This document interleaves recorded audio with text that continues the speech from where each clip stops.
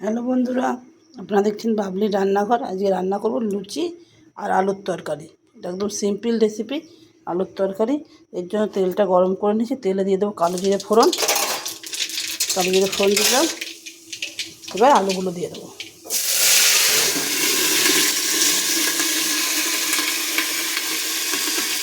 এই আলুর তরকারিটা করতে কোনো কিছুই তেমন লাগে না, শুধু একটু কালো জিরে, একটু লঙ্কা আর নুন, হলুদ আর তো তেল আর জল তো লাগবেই। একদম সিম্পল রেসিপি। লুচি দিয়ে খেতে খুব সুন্দর লাগে। একদিন বানিয়ে খেয়ে দেখবেন, খুব সুন্দর রেসিপি।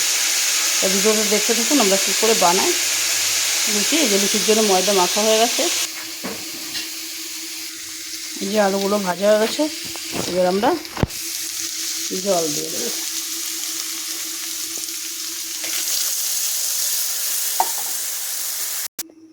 যে আলুর তরকারিটা ঢেকে দিয়েছি আস্তে আস্তে করে। এবার আমরা লুচির জন্য তেল গরম করে নেব। এবার তেলটা দিয়ে দেবো।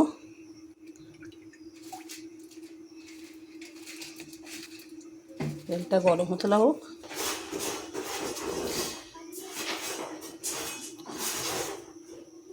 এবার লুচিটা দিয়ে দেবো।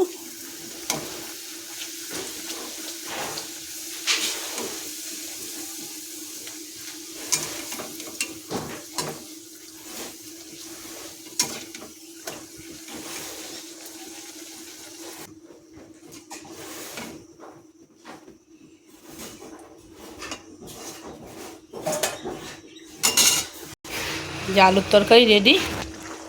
এবার নামিয়ে নেব। আমাদের লুচিও রেডি, আলুর তরকারিও রেডি। খাওয়ার জন্য